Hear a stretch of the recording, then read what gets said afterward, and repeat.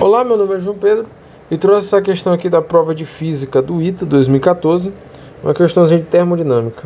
Ele diz o seguinte, ó: um recipiente contém um gás monoatômico ideal inicialmente no estado L, com pressão P e volume V.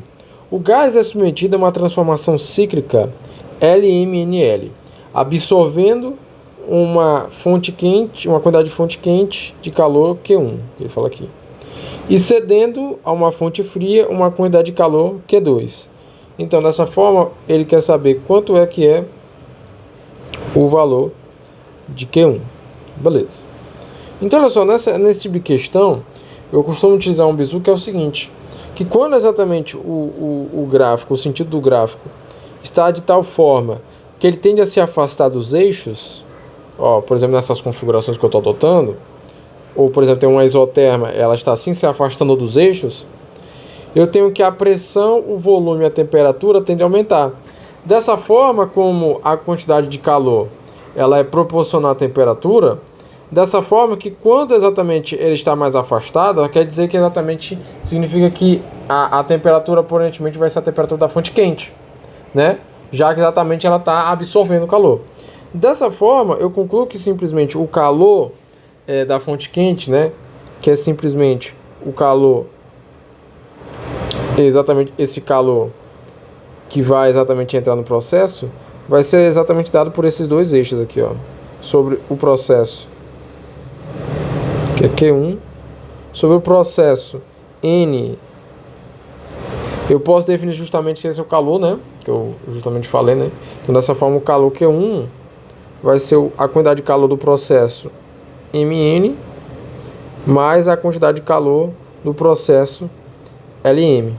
Beleza. E aí a quantidade de calor da fonte fria vai ser o calor que simplesmente aqui vai sair da máquina, né? Que seria Q2. Já que exatamente esse trecho da transformação cíclica, ela está no sentido em direção ao eixo. Portanto, exatamente a temperatura dela vai diminuir. Beleza. Então, dessa forma, o calor Q1 é definido justamente a partir da soma desses dois calores. Então, vamos achar eles. Então, olha só, no trecho Mn, ele é um trecho isovolumétrico. Por quê? Porque o volume é constante, ó. O volume é constante. Se o volume é constante, o que eu posso concluir? Se o volume é constante, a variação do volume é zero. Se a variação do volume é zero, isso vai implicar que o trabalho naquele trecho, Mn, também é zero. De tal forma, se a gente jogar aqui na equação da primeira lei da termodinâmica, ou seja, ΔU do processo aqui Mn, é igual a quantidade de calor do processo Mn, menos o trabalho realizado no processo Mn, aqui, exatamente esse termo aqui vai ser zero, porque justamente não vai ter variação de volume, né? Então, dessa forma, a quantidade de calor vai ser Mn, de Mn vai ser a variação de energia interna de M para N. Beleza. Então, olha só, vamos calcular justamente essa quantidade de calor. Então, a quantidade de calor do processo Mn vai ser a variação de energia interna, no caso aqui a variação de energia interna vai ser simplesmente NCV molar vezes a variação de temperatura, né? Beleza, do processo aqui Mn. Só que aí esse CV ele deu, porque ele me disse que o gás ele é monoatômico. Então, ó, se o gás ele é monoatômico, isso vai implicar que o CV ele é 3 meios de R e que o CP ele é 5 meios de R, certo? Beleza. Ok, né? A quantidade de calor a volume constante. Então aqui vai ficar N 3 meios de R. Aí agora a variação da temperatura vai ser a temperatura no ponto N menos a temperatura no ponto M. Só que aí eu vou dizer aqui que a temperatura no ponto M é uma temperatura T, certo? De tal forma eu quero exatamente dessa forma, eu preciso relacionar Tn com T, né? Que é justamente eu denominei aqui, a temperatura no ponto M é T. Então, como é que eu faço isso? Eu vou utilizar aqui a lei geral dos gases. A lei geral dos gases me diz que simplesmente se eu pegar P vezes sobre T, esse cara aqui é constante. Isso aqui para qualquer transformação. É um igual ao K, que esse K é uma constante. Dessa forma, eu vou fazer aqui para o processo M, do processo M, certo? Do processo M, então nesse caso vai ser, ó.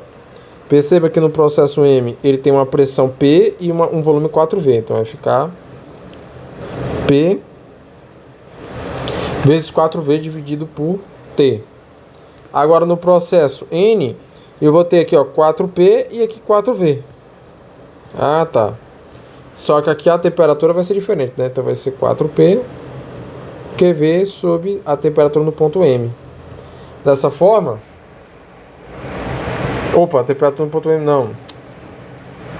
Temperatura no ponto N. Temperatura no ponto N. Então aqui eu vou tirar 4V, 4V, P com P. Então eu vou concluir que Tn é 4T. Então pronto, ó.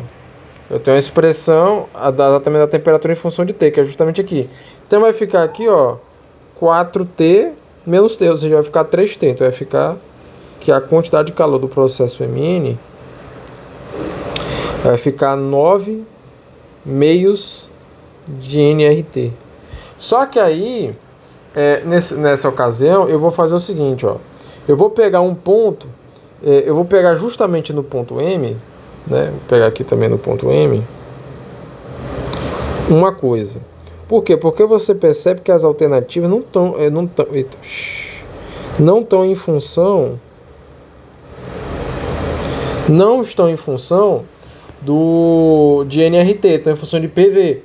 Então eu vou pegar no ponto M e fazer a equação, eu faço a equação de Clapeyron. Então vai ficar aqui, ó, P vezes o volume é igual a nRT. Então se eu passar por lá, então eu vou ter que PV é igual a nRT sobre 4. Aí, ó. Então tem uma expressão agora eu tenho agora a expressão PV, então eu vou substituir aqui, ó. Então quando eu substituir, vou concluir a quantidade de calor do MN vai ficar 9 meios. Então vai ficar o seguinte, vai ficar... na verdade era para ter sido 4V, né? Na verdade eu fiz errado aqui, nRT já mete logo. É igual a 4V, é igual a 4V direto.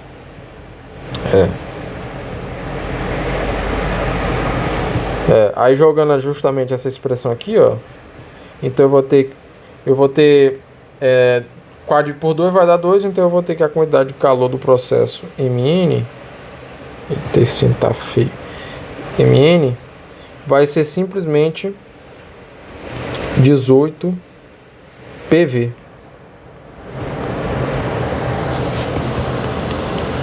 Certo? Beleza.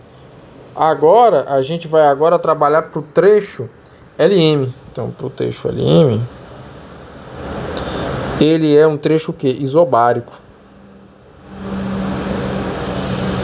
Se ele é um trecho isobárico, aí exatamente eu vou precisar calcular quem é o trabalho desse processo,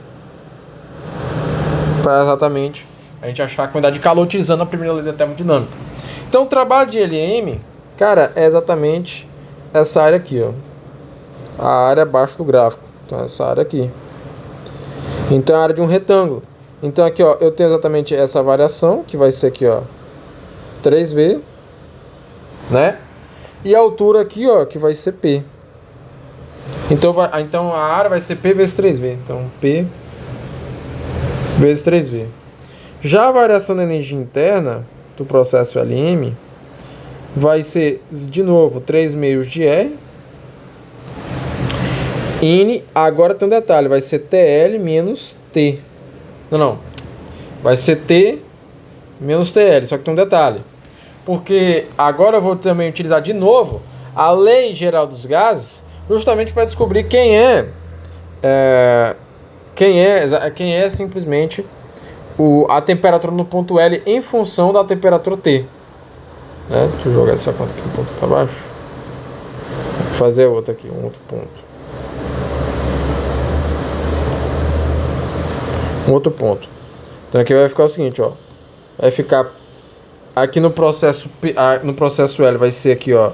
Ele vai ter uma temperatura TL, aí vai ter pressão e volume aqui, ó, PV. Então vai ser PV sobre TL. Agora no ponto M vai ser P, aí 4V sobre 1T. P 4V sobre 1T. Então, olha só, vai cortar aqui. Se a gente fizer meus pelos extremos, vamos concluir que TL é 1/4 de T. Certo? Beleza. Então a gente descobriu isso aqui, ó. Agora a gente descobriu aqui, ó. Então vamos substituir aqui. Dessa forma, quando a gente substituir aqui, vai ficar 3/2 de... vai ficar 3/2, aí 1 menos 1/4. 1 menos 1/4 vai dar 3/4. Então, vai dar 3/4, só que a gente vai fazer esse detalhe, ó. Porque vai ficar 3 vezes 3 vai dar 9. Então vai ficar nRT sobre 4. Só que quem é nRT sobre 4? A gente sabe, ó. Daqui, a gente sabe que P vezes V é igual a nRT sobre 4. Ah, então esse cara aqui é igual a PV. Então joga aqui, ó. Então eu posso tirar esse termo e colocar PV. E aí simplesmente utilizando agora a primeira lei da termodinâmica, na qual ΔU do processo LM mais o trabalho do processo LM vai dar a quantidade de calor do processo LM. Essa conta aqui, ó, a gente tem que vai ser 9,5 de PV e esse camarada aqui vai ser 3 PV. Então se a gente fizer a conta, 3,5, 3 vezes 2, 15, né?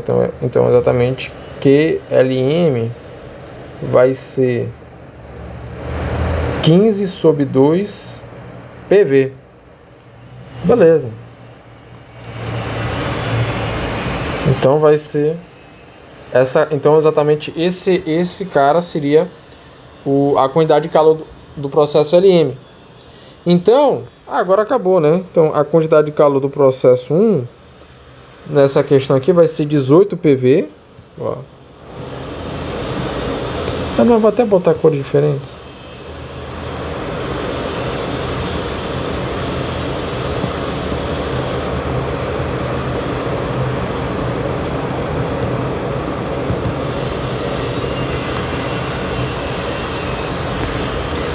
Certo? Ó.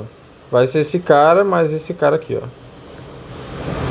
Então vai ser 15 sobre 2 mais 18 PV.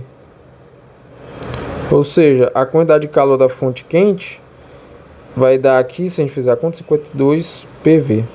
Que é justamente a resposta dessa questão aqui do item.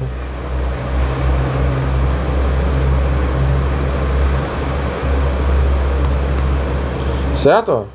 Ou seja, aqui, ó, gabarito, letra B, né, ó. Então, foi essa a questão.